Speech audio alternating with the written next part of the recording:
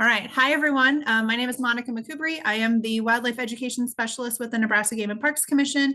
This is our Science of Hawks today. So let's go ahead and get started. I have a lot of information to share with you, even though it's probably the same amount of information that we normally have, but we are going to have a lot of extra photos and pictures and videos and stuff today. So not only are we going to talk about like the science of hawks and just information about them, but we're also going to be talking a little bit about identification and how to maybe identify some of those hawks, at least that we're seeing here in Nebraska, and also how to identify them when they're flying, what they look like if they're up close and personal with each other. So we're going to be talking about a lot of different things today. So let's go ahead and get started. I do want to let everybody know that we are recording this and I want you to ask questions. So please feel free to ask questions and put comments in the chat. Just make sure that we're being kind to everybody and that we are not spamming people and that we stay on topic of hawks or something similar to that. So otherwise we do have that right to remove you from the program. I also want to point out I am by no means a ornithologist, person that studies birds. I am not a hawkologist. I am a person that loves science and I'm a science communicator. So today we're going to be talking about hawks. And if you have questions that I don't know the answers to, I will do my best to find out and I will put them in that email that I send out to everybody. If you have questions that I can't answer, I'll find someone that can answer them for you. So, all right. So let's dive into hawks. I always like to talk a little bit at the very beginning just about where these animals came from or whatever we're talking about, that subject of our science of is just kind of how they came to be about and their evolutionary roots. I think it's kind of interesting and fascinating how things come from other things and how they've evolved over time, and they're very cool adaptations that we have. So let's go ahead and talk a little bit about their evolutionary history. So when we talk about hawks, where in the world do they come from? We know that they're raptors or birds of prey, simply because if you look at them, you'll notice that they have very good eyesight. They have hooked beak. So that little beak hook at the end that kind of looks like a fish hook, there it's really sharp and they use it to tear their food. If you look at the giant whole scope of a hawk, you'll notice that they're fairly larger. So they're not the size of a robin or a warbler, they're larger. And they also have talons, which they use for grabbing and impaling their food. So we know that they're raptors and they're birds of prey. And there's also lots of other birds of prey. There's eagles, there's kites, there's falcons, lots of different types of those birds of prey. So do they all come from one bird? Do they all kind of evolve over time? So hawks are belonging to this special group of birds known as the Accipitridae. So these are the birds that we're going to talk about them a little bit later, but these are all these birds that kind of have come together. So birds of prey, they have an evolutionary history that's rooted in adaptations and the specialization of predatory birds. So these are predatory birds, and they've all over time have that one single origin that you can trace back to. So their lineage basically highlights millions of years of evolution. They have significant developments during that Cenozoic era, which was about 66 million years ago to the present. All right. I promise I will talk better than that first one. All right, so early origins. So there's an early raptor origin that they come from. They share a common ancestor with many other groups of birds of prey. This is eagles and kites and vultures. Likely scientists kind of come to the term that they have appeared during the Eocene epoch, which was about 56 million years ago to about 33.9 million years ago. There's very little fossil evidence of hawks. It's very sparse, but the ones that they do have suggests that early raptors basically evolved shortly after the extinction of the dinosaurs, basically. So the dinosaurs ruled at one time, and when they were gone, there's something else that needed to come up. And so raptors were like, yes, here's our chance, here we're coming. So this is due to the availability of those niches or those certain jobs, basically, that avian predators were able to expand. So this was the time that hawks saw their opportunity to take to the skies and fill that predator as an animal that flies. All right. So basically, then after all this time, there was this hawk family formation. It diverged from other raptors. Again, those falcons in that group family, Falconidae. So these are all the falcons and the eagles. And then during that late Eocene to about the early Oligocene era. The divergence was also driven by anatomical and ecological adaptations, partly during their wing morphology and their hunting strategies. Like we talked about, fossil records for hawks is very sparse, but the earliest one that scientists have found came from the Miocene epoch, which is about 23 to 5.3 million years ago. That's kind of the ones that they found. That's the earliest hawk fossil that they have. And then hawks basically evolved, and so did their prey. I'm sure a lot of us have heard of the evolutionary arms race, Sputnik and the Russians and all of that stuff. Someone did something and then someone upped their game and then someone upped their game because this person was doing better. That's basically the same thing as hawks and their prey. So hawks started to develop sharper hunting skills. And then the prey were like, wow, we are losing a lot of our animals. We need to do something that we can defend against these hawks or these predators. So they developed better camouflage or faster escape strategies. And so the hawks then developed something else. And then the prey was like, well, now we got to do something else. Obviously, this was over a very long stretch of time. But there's a lot of animals and a lot of evidence showing lots of animals kind of have this evolutionary arms race. They just have to one up each other. Another great example is like hognose snakes. They developed they have little fangs and they developed this thing about eating toads. Well, toads have a toxin in them. So now what do? Well, this guy developed a special enzyme in their saliva that can take down a toad. And this toad's, well, now I have to blow myself up and make myself look bigger so they don't get eaten. So it was just like one thing after another, basically competing with each other so that one could eat the other one and one could hide or not be a prey for that other item. All right. So when we talk about this group, basically when people say hawks, it's kind of a weird thing. Like, what are you talking about? Because in the United States, it refers to certain types of birds. But then if you go overseas and you're in another country, it could refer to something else. So it's really hard when people say a hawk. We usually know what people are talking about, but in some other countries, that could be something completely different. So basically, a hawk is any various small to medium size, what's called accipiter bird. So the term hawk is usually applied to other groups of animals in that same family. So this is kites, buzzards, harriers. Sometimes this even includes things like members of the Falconidae family, so eagles. Sometimes people group them together, even though they're very different. But hawks, they occur on every continent except Antarctica, which is a lot of animals that we know about. And then most species will nest in trees, but there's not all, there's always exceptions. For instance, there's a thing called a marsh hawk, a species that nests in grassy areas. So it's not always cut black and white. There's always exceptions, and that's into everything in biology. All right, so here is a video. There's no sound, so if you're waiting for sound on your end, you won't hear it. But just showing you, this is called a red-shouldered hawk. Just giving you a little like video of what these animals look like. You can see that hooked beak. You can see the way that they're moving. You can see their large eyes, good eyesight. And then this one is getting ready to take off. And if you look down, you'll notice that they have those talons for grabbing their prey. All right, here's another one.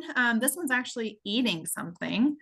So this is the way they eat. If you notice, they're holding down their food. When I do education programs with kids, we always talk about how raptors, I guess this one does have sound. I don't know if you can hear it, but I can.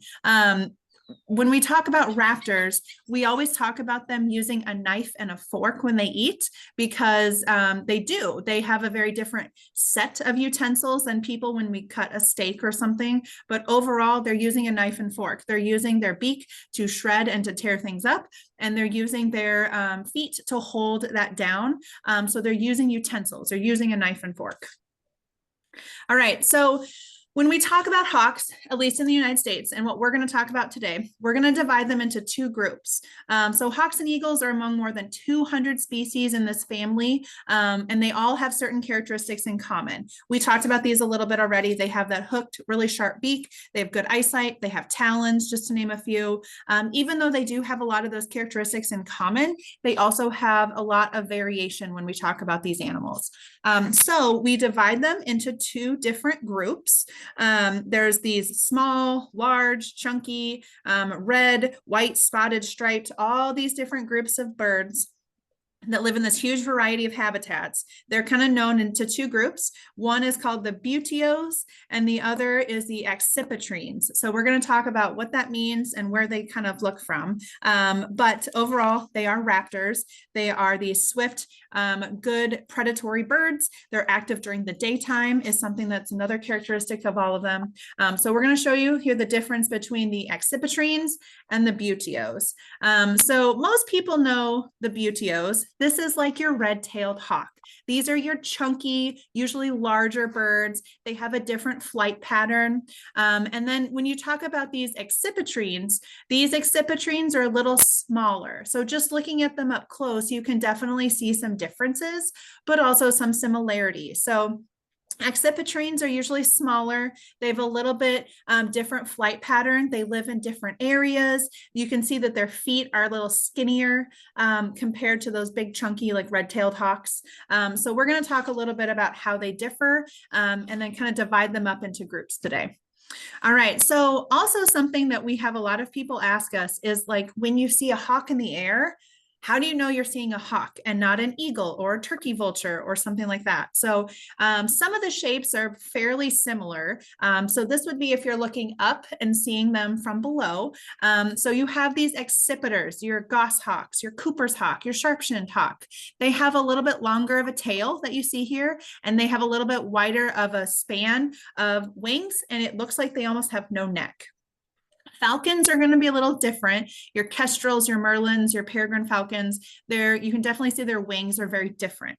Buteos, your red-tailed hawks, your broad-winged hawks, these are going to have a little bit broader of a tail. They're a little bit chunkier and they're a little bit larger. And again, also a different flight pattern. And then you kind of get to these things like ospreys, eagles, turkey vultures. Turkey vultures aren't a true raptor, but very, very often seen, especially here in Nebraska. One of the ways that you can always tell turkey vultures from a hawk, turkey vultures always look very unsteady when they fly. They sometimes look like they're teetering, like it's a child learning to fly. They don't look like they're very good at it, but they are. And then looking at a hawk, they're like these super graceful birds flying in the air, don't look like they're having any trouble flying. So that's just one way to tell between like a turkey vulture and a hawk when you see them in the air. All right, so let's go ahead and kind of break down these accipitrines when we talk about them. So the name actually was changed just this year. They were known as accipiters, but they changed the name to accipitrines here in 2024. So some of you are familiar with that accipiter word. It's fairly similar, but the name was changed. So when we talk about these, this is kind of a smaller group. There's only 3 species in North America. There's about 50 worldwide. They're known as kind of these forest hawks. So these are going to be your sharp-shinned hawks, your Cooper's hawks, your American goshawks. They're known as kind of these forest animals because they were made to thrive in this forested environment. They prefer to hunt and nest in these forested habitats. They have a little bit more tree cover. The trees are closer together, so they have to weave in and out. They're very agile hunters. They have short wings. They have these really long, almost like a rudder-like tail, and they feed mostly on other birds, but they do eat other things too. Cooper's hawks and sharp-shinned hawks, they've almost adapted to this suburban environment, and you might have even seen some of them at your bird feeders. And then all of these birds, when we talk about them in North America, they have very large overlapping ranges, and most of these birds, well, actually all these birds, you're going to see during the daytime. They are diurnal birds. All right, so we're going to break down which ones we have here in Nebraska, and maybe if you're joining us from other places, you also have these in your states as well. So one of the like quintessential accipitrines is your Cooper's hawk. So very, very similar in shape and size, kind of an appearance to what's called the sharp-shinned hawk, and I'll show you a comparison of how much they look similar to. But these are common woodland hawks. They are broad, they have rounded wings, very long tail. Their head often appears very large and their shoulders are broad. And again, they have that rounded tail. Adults are kind of the steely blue-gray color. They have warm reddish bands on them on the underparts, and they have thick dark bands on the tail. Juveniles are a little different. They're brown above on top, and they have this like really streaked brown on their upper breast. And then so they're very different even between the juveniles and the adults. So their habitat and diet, they are forested or woodland bird, but they are also known to be seen in the suburbs. I've seen them in the city before here in Lincoln. They're not that uncommon, actually. They're kind of lanky. When you look at them, they're really regular sight in parks, neighborhoods, backyard feeders, even in like busy city streets. You can see them even downtown Lincoln. I've seen them sitting on light poles before.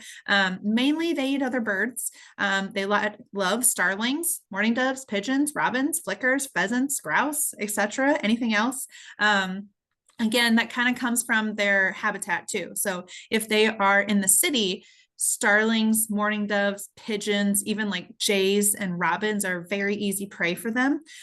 Sometimes they have been known to rob other nests and eat things like mice, squirrels, even bats. And in a little bit more open areas, they have eaten hares or kind of the rabbits, but they're hares instead. All right, nesting and behavior. They like nests in pines, oaks, beeches, spruces, those types of trees. The males in this instance will build the nest. That's not always the case in every single one. We're going to talk about how they differ, but they're piled up with sticks. They have kind of a cup-shaped depression in the middle, and then that cup is lined with flakes and twigs to make it a little bit softer for their eggs. Clutch size is usually about 2 to 6 eggs.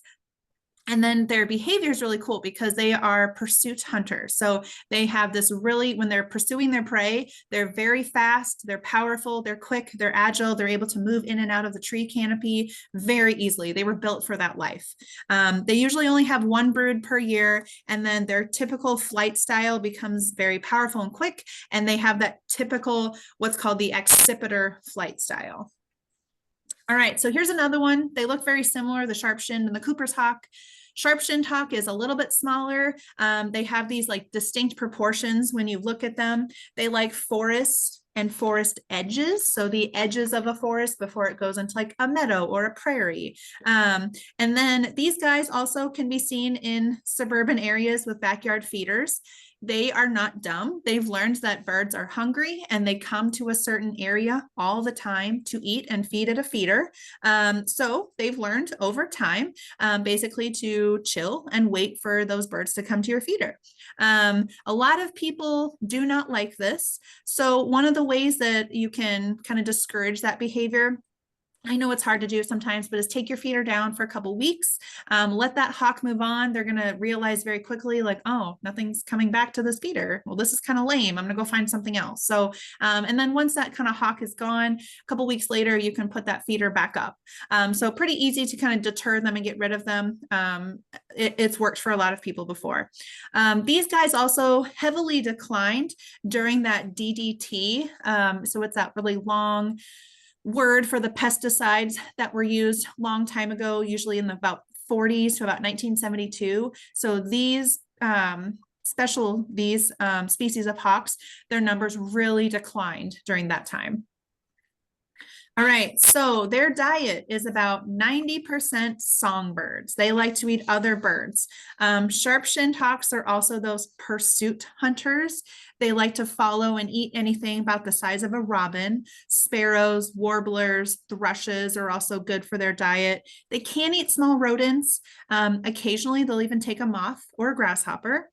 When they're nesting, much of their food for their babies is other nestlings and fledglings of other birds that they've stolen out of nests. So it's not uncommon for them to grab a nestling or a fledgling out of a nest and feed it to their baby. So these guys are also really agile. They're acrobatic hunters. The size difference between the sexes in a sharp-shinned hawk is kind of dependent on how much they can catch and how much they can eat. So there's a significant difference between males and female size. Females are usually about 3 times larger than the males. And so they eat way different things than the smaller male. They do have really cool talons.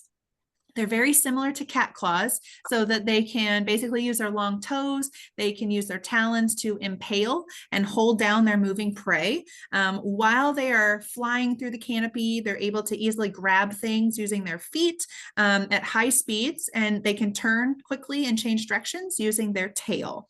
And then these guys have even been known to reach into like a mesh cage where birds or something have been trapped, and they will grab them with their toes. So I have a really cool picture here. They have these long, skinny toes on them that they're able to kind of reach in and grab things. So they're pretty agile. They're small hunters, but they're very good at what they do. So this guy has eaten something. This was actually one that was captured in a migration route. It flew into a net. They checked it out. They weighed it. They checked what it was eating and where it came from and put a band on it. But you can see here, this animal has been eating something. Lots of feathers sticking out of its mouth. There's some blood on it. But again, you can see it's been eaten good. All right, so their nesting and behavior is a little different. They like conifer trees, so pine, spruce, fir trees. They like those as their nesting sites. They're usually placed under dense forest cover, and then the nest is very broad, and it basically looks like a big flat mess of dead twigs. That's pretty much what it is. In this species, both members of the pair will bring nesting sites or nesting material, what they find, to the site that they want to build. But the female does all or pretty much most of the construction. Once that nest is made, they're usually having around 3 to 8 eggs, and then they have 1 brood or 1 clutch every single year. They feed their young several weeks until they can fly and they gain those hunting skills. And then basically that time they will move on and be able to be on their own. And then when they migrate, these animals have been known to be a little gregarious. Sometimes they travel in small groups. And then sometimes these are some of the most numerous birds seen at hawk watches. Hitchcock Hawk Watch is pretty neat. I can put some more information on there. There's places that the public can go view the hawk watch during the hawk migration. That's actually in Iowa, but is still a very cool place and not too far from here in Nebraska. All right, so we talked about Cooper's hawks and sharp-shinned hawks. They look very much the same. In this photo, I have a very hard time telling the difference between these two. And most of the stuff that I've read is that I don't really care if you can get these identifications correct, but I know some people are I want to get this identification correct. So here's what they look like just up close. They pretty much look like the same bird. They have the same colored eyes, the same colored body. The chest is the same. They look like the same bird. But there are some differences when we break it down. So here you can see some of the tail feathers are different. On this one, you notice that the head is different. So going back, sorry, to this photo here. So the Cooper's hawk is a little larger. So they're about 16.5 inches on average tall. They have a rounded tip at the tail. Their head kind of appears larger for their body. Their eyes are more towards the front of the head. They have thicker, shorter legs. And then they fly with slower wing beats, but they're very agile. The sharp-shinned hawk on the right, they're similar, a little bit smaller, about the size of a jay, blue jay or a dove, about 12.5 inches tall. They have a square tip on their tail. Their head appears really small for their body. Their eyes are kind of about halfway between the front and the back of the head. They have thinner pencil-like legs. And then when they fly, they have rounded wings and they barely extend past. So they have really short kind of rounded wings that barely extend past them. So here you can kind of see some differences, but if there's 2 next to each other, you can tell very quickly which one's which with some practice. But seeing one at a time, it's very difficult. So I always just say, I see a small bird. It's either a sharp-shinned or a Cooper's hawk. It's very hard for me to identify them, but a lot of practice and you can get there. All right. Here's one more. This one's kind of rare in Nebraska, but I wanted to mention it in this group. This is the goshawk. So they're known as the bigger, fiercer, and wilder relative of the sharp-shinned and the Cooper's hawk. They're pretty secretive birds. They live in large tracts of forests, but they like really mature, old growth forests with about more than 60% closed canopy. So they like the dark and they like to be enclosed. They don't usually occur in populated areas. So these are not ones you're going to see at your backyard feeder. But they do prefer to build their nests in open kind of breaks near the canopy. And then the name goshawk actually comes from the Old English word for goosehawk because of this animal's known habit of preying on other birds. These are one that falconers have trained for over 2,000 years. The birds were once called the cook's hawk because they were so usually successful at snaring a meal for the pot. So these have been used long times with falconers. Even in this picture, you can see that they have those bands and the leashes on their feet. So these are ones that people use as falconers a lot as well. All right, so that was your accipitrines. Oh, sorry. Where are we going here?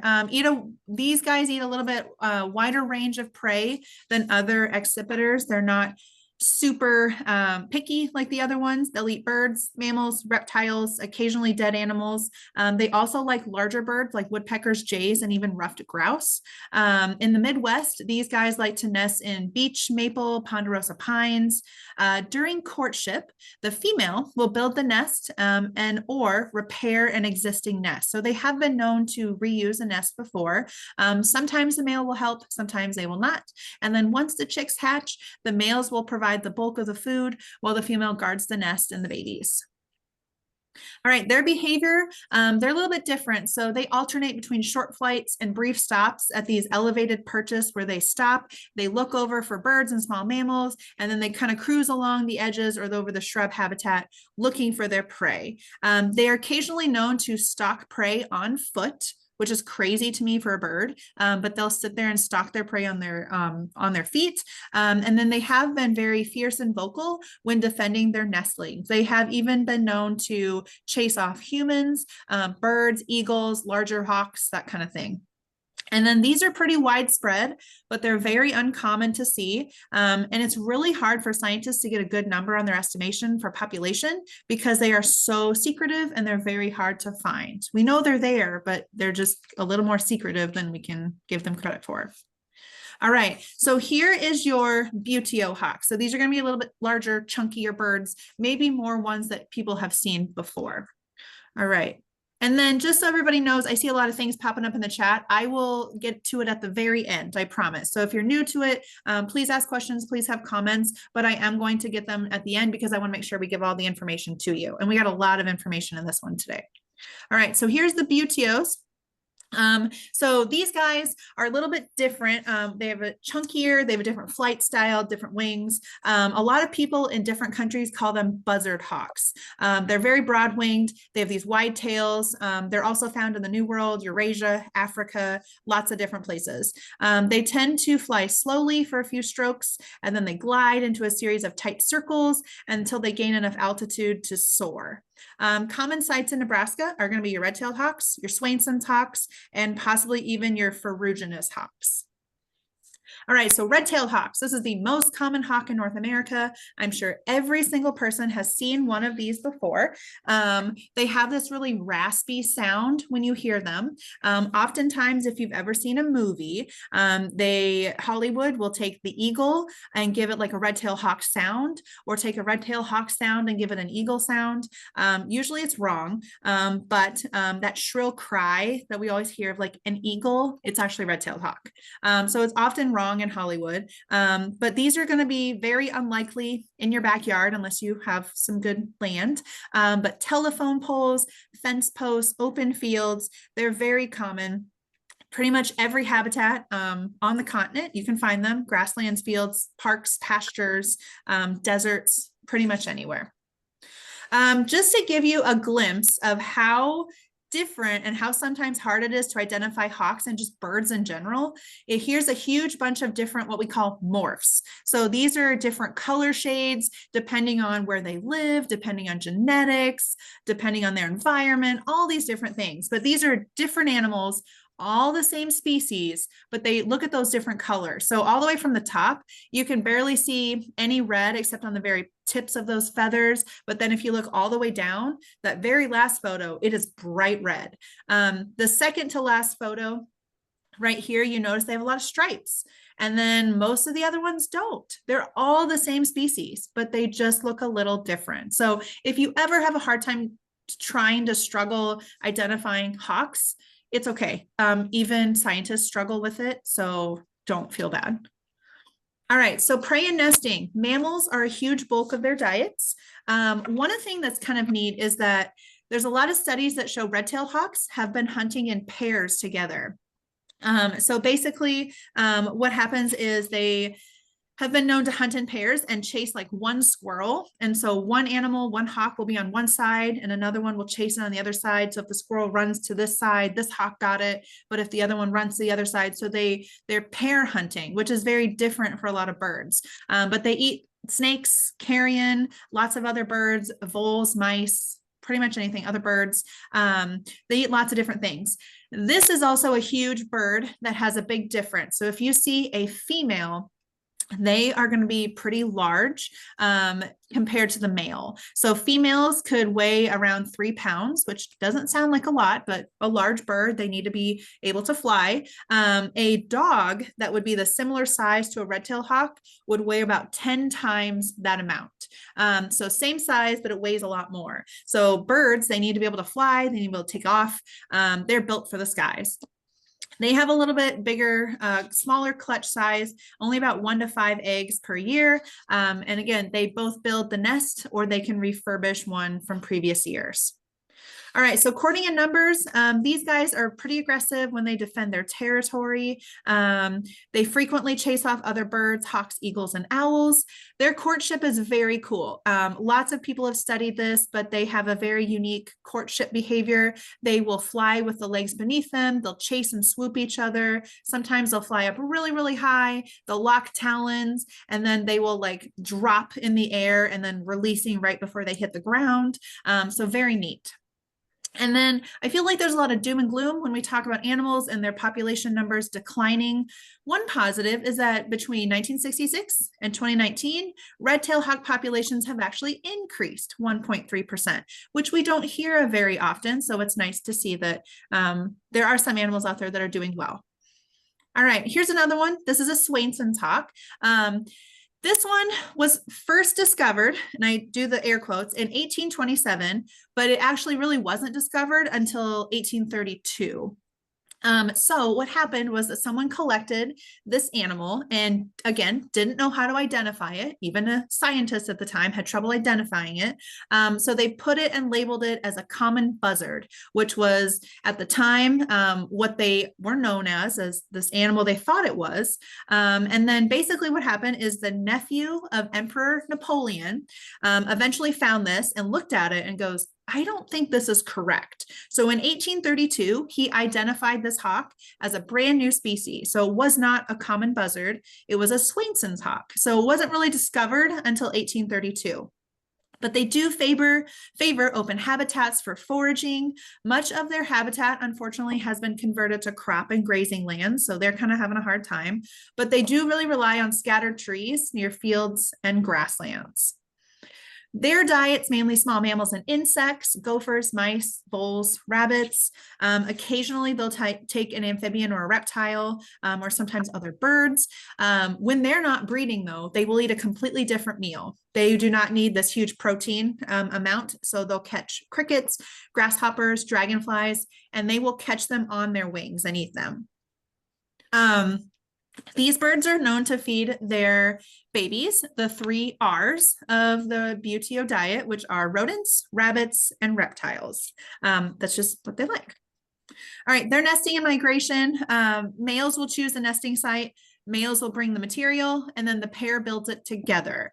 Sometimes their nests are very well placed, high off the ground, but sometimes they're less than 3 feet off the ground. So there's a lot of variation where they build their nests. They lay about 1 to 5 eggs. They forage on foot. Sometimes they will run after an insect. And then during the late summer, when migration time comes, they will flock up by the thousands and move to the South American wintering grounds. All right, this is my favorite hawk. This is the ferruginous hawk. One, because it has a sweet name, and two, because it's very cool. This is also the largest hawk in North America. The word ferruginous means rust colored, which kind of refers to this reddish kind of rusty color of the hawk that you notice here. They are a true, what's called Western species. They're found in wide open spaces. They like rocky outcrops and cliffs where they will nest. And then east of the Rocky Mountains, they will mostly live in grassland areas with lots of prairie dogs. So this is a true in Nebraska kind of Western species. You will not find them on the eastern side of the state. They have a pretty limited diet of small mammals. They like hares, ground squirrels, lots of prairie dogs, and then they hunt using one of their 4 methods. They either stand on the ground and strike, they detect their prey from a nearby perch, which is very hawk-like. They will search on the wing, or they will hover. Sometimes it's called kiting in place. So they will kind of hover and wait, and then they will pounce on their food. Sometimes this is kind of like cool, but also terrifying. They will like run on the ground after their prey. Can you just imagine this huge hawk running on the ground after a prairie dog? It's just kind of cool. And then they're communal feeding, their grounds in the winter. They have oftentimes they have competitors and they will flush them away from their prey by hopping with their wings outstretched. So making themselves look bigger and larger to get those other animals out of their way. All right, they're nesting in courtship. Male and female jointly choose a tree, a cliff, a boulder, even haystacks. We have some cool Nebraska land photos where there's a ferruginous hawk nesting on top of a haystack. So it is not weird. It does happen, but the pair will either build or refurbish an old nest together. The male will bring most of the materials. Female does the construction. And then in the wintertime, they hunt just a few feet apart from each other. And to keep warm, they will sometimes roost in groups of 6 to 12. But they're usually found alone or just in those pairs. But the courting pairs will circle in these wide open circles. They'll do sky dances. They'll dive. They'll ascend each other, kind of to build that mating bond with each other. All right, here's our rough-legged hawk. Best time to see one of these is going to be in the winter time. So they're a very large, chunky raptor, and then they get that name rough-legged hawk because of the feathers on their legs. They breed in open country of the Arctic. They nest on cliffs and outcroppings. They winter across Canada and most of the United States in open areas, so prairies, semi-deserts, fields, bogs. We do see them in Nebraska, but again, your best time to see one of these is going to be in the winter. On the breeding grounds, they eat mostly small rodents like lemmings and voles. They hunt on the wing. They pursue their prey by hovering in the wind or just dropping down on their food. Sometimes they will feed on carrion, or sometimes if they're desperate, they will steal from other hawks. The male usually chooses the nesting site. The female spends about 3 to 4 weeks building a nest, and she uses those materials that the male has collected for her. These have a lot of variation in their eggs. I found about 1 to 7 is on average, 1 being obviously very low, 7 being extremely high. So they have a wide variation in the number of eggs that they lay. Their behavior in courtship, they're active during the day, especially in times of dawn and dusk. They defend their winter territories. They may spend the night roosting alone. And then there's very minimal courtship displays, basically involving just soaring and calling. Some cases, the male has repeatedly dived and kind of stalls in midair to impress the female. All right, so those were kind of the ones that we find here in Nebraska. There's obviously some others, but we talked kind of about the ones that you're going to maybe see. So I'm also going to talk a little bit about hawks around the world, just a few of them, because there's a lot of species out there that we did not cover. And I think there's some really interesting ones out there, even though I'm from Nebraska, we're talking about Nebraska species. We're going to talk very quickly about some hawks around the world. All right, so first one that we're going to talk about is probably the coolest. This is the rufous crab hawk. So if you can guess with context clues what this hawk is known to eat, but it is a large, chunky hawk that is found in coastal forests. So they really like what's called mangrove forests. So this is going to be like East Venezuela, Guyana, all the way south to Brazil. The adults are really dark and they have kind of this reddish belly with bright yellow feet. The immatures or the juveniles, they're brown and white, and they closely resemble what's called a great black hawk, which we'll talk about in a little bit. They sit on low perches and they will pounce on crabs. So they feed exclusively on crabs. They use their talons to grab and to carry it off to a dry area, and then they just start eating it. These guys are usually seen in pairs. And then their maximum when they have a clutch, which is once a year, is 2 eggs. So if you think about that, these other hawks are 1 to 7, 2 to 6, 3 to 8. These guys have 2 eggs, maybe, and that's if both of them survive every year. So it's not kind of surprising to hear that they are a status of near threatened. So not quite at that endangered level yet, but basically they're working themselves toward there. All right, next one is called the African harrier hawk. These guys are super cool. I love their coloring. They kind of look like a guinea fowl, but like they're a raptor. So these are the largest hawks in Africa. They're found throughout sub-Saharan Africa. They really like areas of wide open, but they're also forested. These kind of live anywhere. But they only go up to elevations about 10,000 feet. They like semi-desert scrubs. They can live in riparian woodlands, which is by water, or they can live in lowland rainforests. So they're kind of everywhere. They're pretty opportunistic when they're feeding. So whatever they can find, small mammals, lizards, frogs. They're also known to feed on palm oil fruit, which is very weird for a raptor, but they do. They also will take carrion, dead animals, and fish.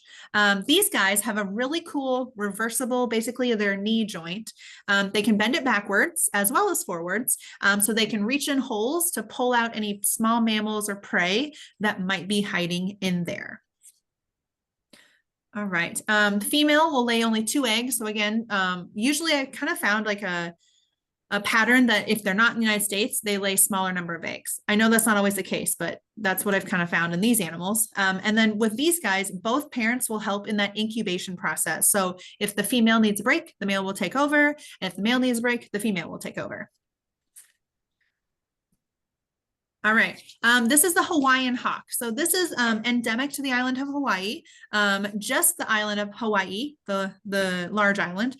Small, broad-winged raptor found nowhere else in the world. It used to be found on all islands in Hawaii, but now it's only found on Hawaii. So it's endemic to that area, only found there.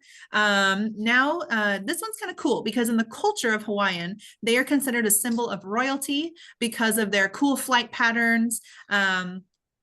And then also they're kind of known as this Amakua, which is a family or personal god in the shape of an animal. And that's that Hawaiian hawk.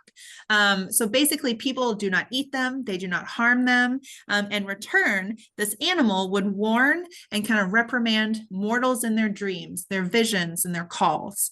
Females are a little bit larger than the males. The eggs are laid in March. Hatching is done by July. Both parents help in this incubation process. And then, not surprising, being a very small area that they're found, they were listed as an endangered species in 1967. It's a long time ago. Prior to mammals being introduced to the islands, they were known to hunt birds. However, today there's lots of new things that have been introduced or become invasive on the islands of Hawaii. There's rats, there's mongoose and birds. So that's given them a little bit more prey to choose from.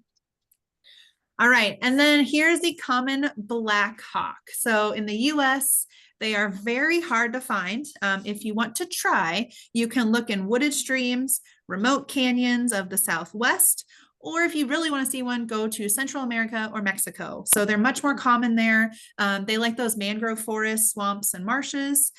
These guys are mainly eat fish and reptiles. small mammals and invertebrates. In shallow water, they will wade and kind of flutter their wings in the water, which startles the fish, and then they're able to reach in and grab them. They also use their wings to kind of herd prey into shallower water where it's easier for them to capture them. And then male and females will construct this very large, kind of bulky nest. And then basically anything that they find, they will take from those surrounding areas. And then in the cup of their nest, they will line it with fresh green leaves so that their eggs have something soft, and the fledglings will have something soft for them to hold on to as well. All right. Okay, so that was a lot of information in a very short time. I tried to pack in as much as we can, but just letting everybody know, we are already halfway through our science of. Just letting everyone know, another reminder, I don't think anyone's going to be getting on, but next week, no science of. Enjoy your holiday, and then we'll start back up in December, which is crazy. We're going to be talking about cyanobacteria, which is like the stuff that blue-green algae is made out of, and so we'll talk all about that. And then we'll finish off with the science of flight, and then prairie dogs to end the series for the year. All right. And if you really like this and you would like to know more, we have the education YouTube channel, which has a lot of cool things on it. I just checked the other day, we're up to 84 science of videos. So odds are there's a topic out there, there's probably a science of either of it or close to it. So check those out. There's also a lot of other things on there too. We have a very active social media page, so Facebook, Instagram. We do a lot of our events on there. We give some cool facts. We kind of talk about what's going on in Nebraska. And then we have our Nebraska Wildlife Education website as well. All right, so thanks everyone. I will not see you next week. I forgot to change that, so disregard. I will see you in 2 weeks, 2 weeks. And then just letting everybody know, we will be sending out an email tomorrow that will have the link for this YouTube on our channel. It will have a link for an evaluation, and it'll have some other resources for you. And then the way that you can register for 2 weeks from now, that cyanobacteria one. So, okay, I'm gonna check the chat. Maybe. I feel like I've never used Zoom before and I don't know what I'm doing. Okay.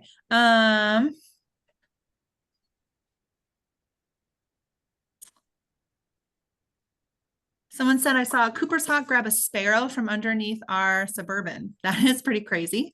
One time I was doing a workshop at UNL, this was a while ago, at Henslick Hall, which is right by the stadium. Before that huge College of Business was built, we were doing a Project Wild workshop. We were playing Oh Dear, a bunch of college students, and we saw this animal, this bird, keep flying around this tree right by the Henslick Hall. Like the buses were going by, people were walking, and this red-tailed hawk grabbed this squirrel and then went and ate it on top of a light pole, and like the squirrel pieces were falling down, but they did not care. So it's pretty cool, and it doesn't seem like they're too worried about people. So that is really cool. Someone said, Sarah Nevison, thank you. I like to think that Coopers wear caps, like baseball caps, and Sharpshins wear a hoodie. That's a great way. Thank you, Sarah, for helping with that. I always have a hard time, but I know there's a lot of other people out there that are a lot more versed in that. So that's a great way. Someone said they have 2 kestrels in their backyard. Very cool. Little different than the hawks, but kestrels are still very neat. So raptors. Harris hawks of the Southwest are fascinating. They hunt in family packs. Whoa, I didn't know that, Deb. That's neat. Our dog finds rabbit chunks in our yard. That could definitely be a hawk. Absolutely. They're leaving the stuff behind. Thank you. Happy Thanksgiving. Loved it. Great information. All right. Perfect. Someone said they seen a goshawk in Colorado and they are gorgeous. Very cool.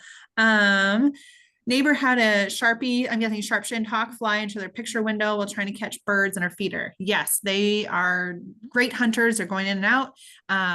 One of the ways that we always tell people to help with birds flying into windows is to keep them a little dirty. That's kind of my way of not telling people like my dogs have nose prints all over the door. I'm just like, yeah, I'm helping the birds so they don't fly into our window. But also something that works are those keeping your windows a little dirty so they can clearly see that there's a barrier there. But the window clings are also really nice too. So if you put those on, those will kind of deter animals from hitting those windows, those birds. I know it's not going to be 100%, it's still going to happen, but that does help a little bit. So one of the things that we've tried to do before is to make some window clings with Game and Parks and pass them out at bird programs. So I think that's going to be a 2025 goal of mine, like a fun little pass out swag that we can do. So all right. Thanks everyone for coming today. I appreciate everyone spending your time with me. We will see you in 2 weeks for cyanobacteria, and I will send all of you that registered today the links and some resources and just some other goodies for you. So everyone have a great holiday. We'll see you in 2 weeks. And otherwise, have a great rest of your day. We'll see you. Thanks for joining us.